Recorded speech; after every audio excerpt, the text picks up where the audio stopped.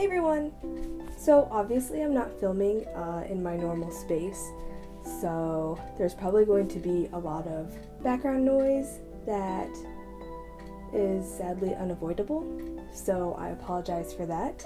Hopefully it's not too distracting. So a few days ago I went to San Diego Comic-Con for the first time and it was so fun, and if you guys follow my videos you'll know that I was planning on cosplaying as Princess Mononoke, and I did, and it was a lot of fun. However, if any of you saw any pictures of me that I've been posting, you might have noticed that the weapons that I had were slightly different than the ones that I taught you guys how to make initially. In that video I mentioned I was running out of time, I was about to travel here to LA, and I wanted them to be done because I didn't have my full workspace to make something. But then, being here, I decided that I could go out and get all the materials to kind of redo them. And in true fashion, I did it right at the last minute again, so they didn't turn out exactly how I wanted them to be, but I do like them better than what I had made previously. So I decided I was going to walk you guys through how I did it. So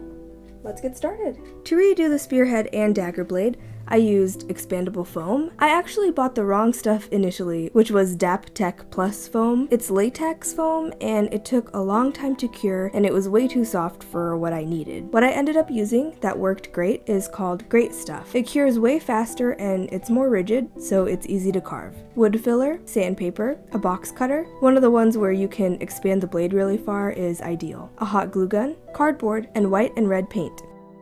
To start, using the old blades, I roughly traced their shape onto some cardboard and cut them out, cutting a little rectangle at the bottom to fit the dowel end into. I removed the original blades. I tried to keep them intact just in case I messed up and wanted to switch back. Then I hot glued the cardboard to the end of the dowel. Once that was cooled, it was time to take it outside to cover with foam.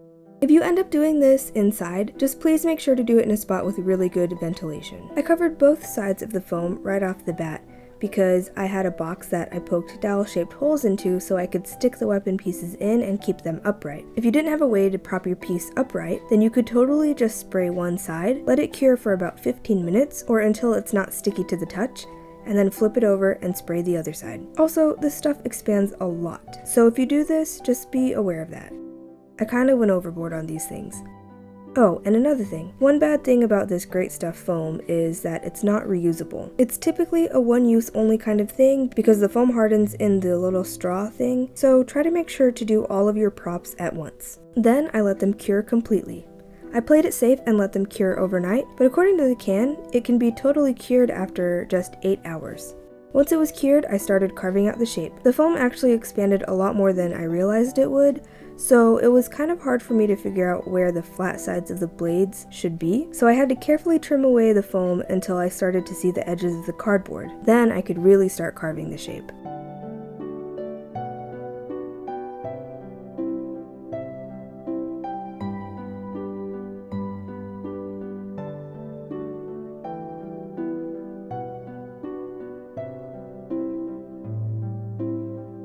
When I was happy with the shape, I covered the foam with the wood filler. I just used a piece of scrap cardboard to scrape it on. Then I let it dry. Once dry, I sanded it smooth. Well, kind of smooth. By the time I was able to work on this project, I was, again, running out of time, so I didn't get to put as much work into it as I wanted. But if I had enough time, I would probably have done multiple layers of the wood filler to get it as smooth as I wanted. But anyway, I just pressed on. I decided I wanted the decorative parts of the blade to look as if they were carved in, so I did that part right now. Really, I should have done it before adding the wood filler, but I didn't, so here we are. Also, if I had enough time, I would have gone in and covered these spots with more wood filler, but, well, you know.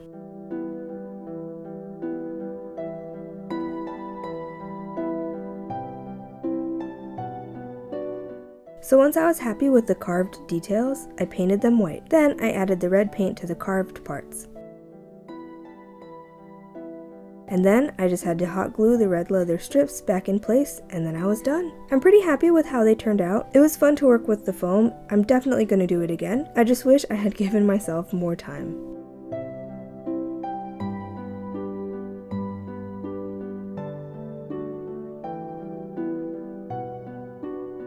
I hope you all enjoyed this video. If you did, please leave a like, and if you want to see more, then feel free to subscribe. I post art videos every Tuesday and DIY videos every Thursday.